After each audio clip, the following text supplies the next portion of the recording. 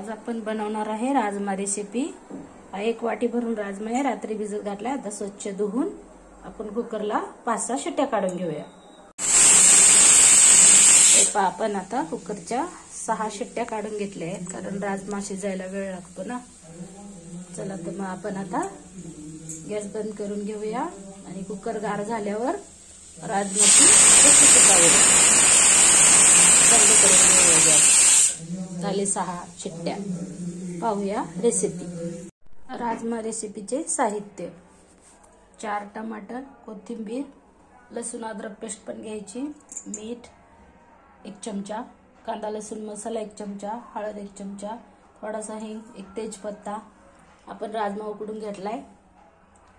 बनवण्यासाठी कढई, मसाला, 4 कांदे। आपण टमाटरची पेस्ट बनवून घेऊया। चला तर मग पाहूया रेसिपी। चला तर मग बनवूया रेसिपी। गॅस चालू केलाय।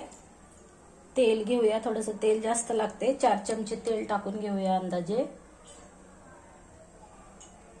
चला तर मग राजमा रेसिपी बनवूया। हे पहा, आपण राजमा उकडून घेतलाय, गार पण झालंय कुकर।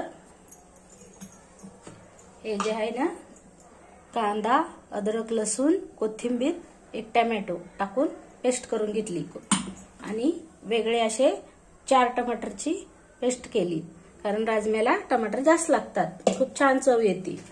हा घेतलाय मी किचन किंग मसाला, हा 2 चमचे टाकूया। तेल गरम झालंय आपलं, 1 तेजपत्ता टाकूया आणि जिरं टाकूया 1 चमचा।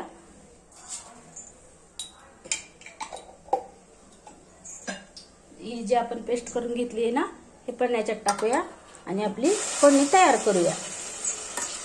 फोडणीला 5 मिनिटं लागतील तयार व्हायला। तयार करूया फोडणी। हे पहा, आता आपली फोडणी होत आली आहे। आता याच्यामध्ये आपण हे टमाटर पण टाकूया पेस्ट, कारण यातलं पाणी निघेल ना, पण छान फोडणी तयार होईल। यासाठी अजून 2 मिनिटं आपण फोडणी छान फ्राय करून घेऊया। हे पहा, आता आपली फोडणी तयार होत आहे। याच्यात आपण हे मसाले पण फ्राय करून घेऊया।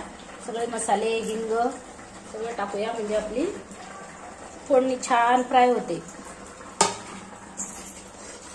जेवढं छान फोडणी तयार होईल ना, तेवढा राजमा खूप छान लागतो।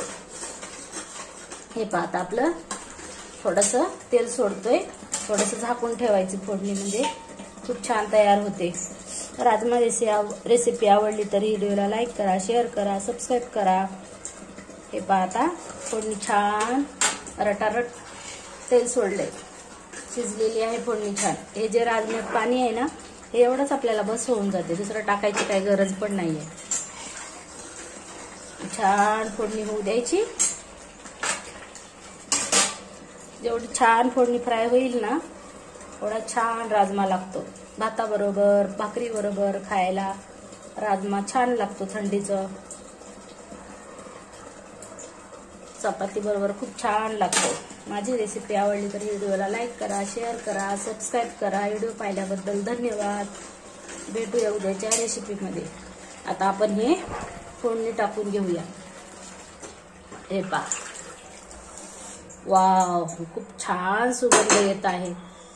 तयार आहे। आता 5 मिनिटं उकळी येऊ द्यायची, मग आपली राजमा भाताबरोबर, चपाती बरोबर खायला तयार आहे। थोडंसं झाकून ठेवून उकळी काढून घ्यायची 5 मिनिटं।